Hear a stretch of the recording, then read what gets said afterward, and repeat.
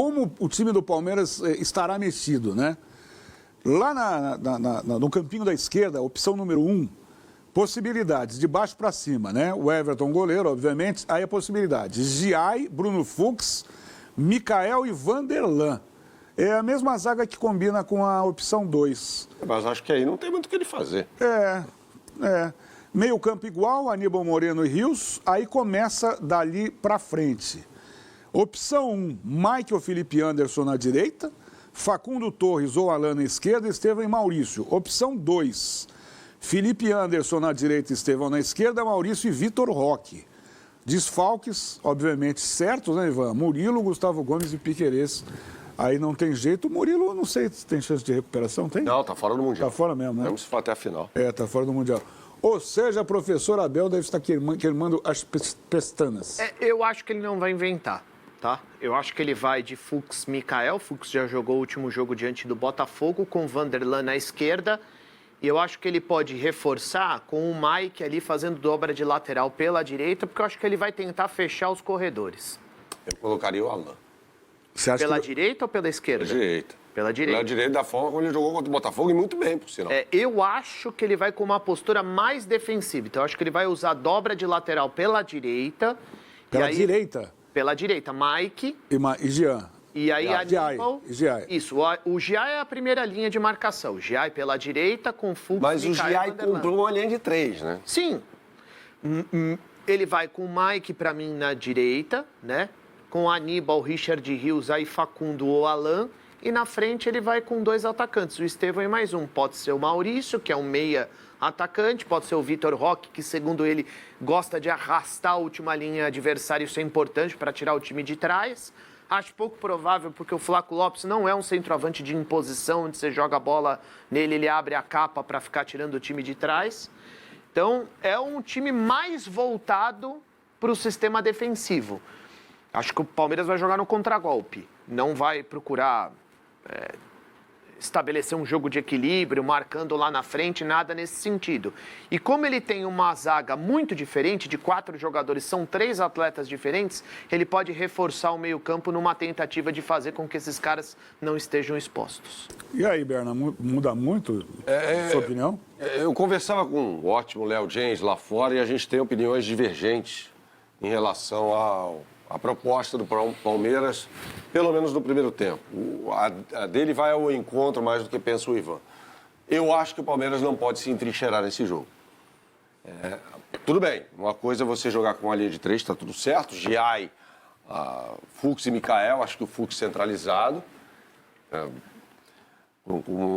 Eu colocaria o Alan pelo lado direito. Acho que é um jogador que vem fazendo um ótimo Mundial. E o Vanderlan, não vai ter jeito pelo lado esquerdo. Daí para frente, eu acho que assim, os nomes não vão dizer muito, ou pelo menos na minha opinião, não vão dizer muito sobre a postura que o time vai ter.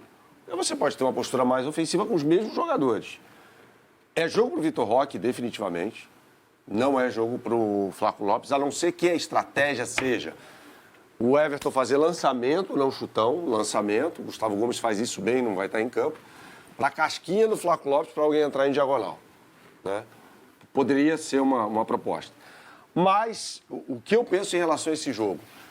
Se você ficar muito entrincheirado, o Chelsea joga com 3 meio-campistas. O Caicedo está fora, é uma boa notícia para o palmeirense, mas ele tem muita qualidade naquele setor. Principalmente se ele escalar com o Palma centralizado. Diferentemente do que fez no jogo contra o Flamengo, por exemplo.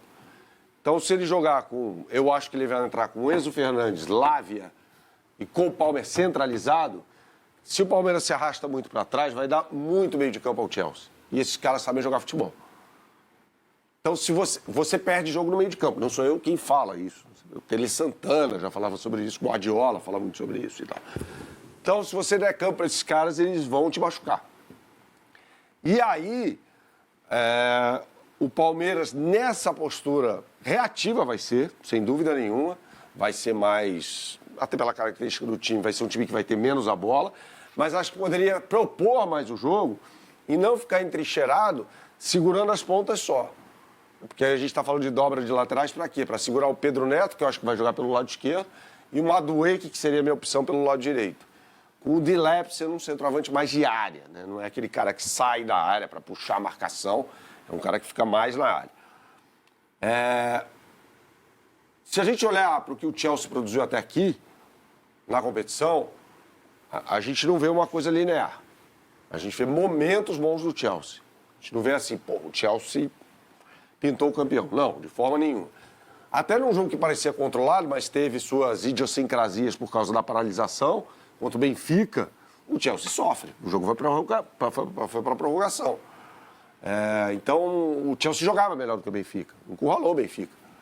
Mas teve a paralisação, que é algo que pode acontecer, e aí o Benfica voltou e fez o empate. Então, assim, eu acho que o Chelsea não é o Paris Saint-Germain. Definitivamente não é. Não é jogo para o Palmeiras jogar contra o Botafogo jogou contra o Paris Saint-Germain. Dito tudo isso, se o Abel entra no sistema mais reativo e consegue levar o jogo, como ele levou a final do Mundial referente a 2021... Agora, por sorte ou competência, o Abel tem feito correção de rota para o segundo tempo e tem dado certo. Exceto o jogo contra o Porto, que terminou 0-0, as demais partidas ele teve que corrigir a rota e o Palmeiras só chegou ao gol no segundo tempo, contra os jogos que o Palmeiras disputou. Ele tem... Al-Ahly, 2-0, Inter Miami, foi buscar resultado, estava perdendo por 2-0, empatou 2-2. E depois o jogo contra o Botafogo, 1-0. Né? Que leitura que você faz, Ivan? Essas correções são porque ele escala errado e depois ele tem que corrigir, e aí tem que contar um pouco a sorte do Paulinho também, o cara entra, faz gol, depois ele sai. Porque senão ele está dependendo muito da sorte. Eu acho que contra o Chelsea já vão sacar, falar, esse Paulinho, a hora que ele entrar, ele vai, já gruda 3 em cima dele, vão anular esse cara. Eu acho que o que força isso é que o Palmeiras, além de, em determinados momentos, não conseguir jogar coletivamente, ele tem problemas individuais. Então, quando joga o Vitor Roque, a galera pede o Flaco Lopes. Quando joga o Veiga, a galera pede o Maurício. Quando joga o Facundo, a galera pede o Alan. Quando joga o Felipe Anderson, a galera pede o Estevão pela direita e não centralizado.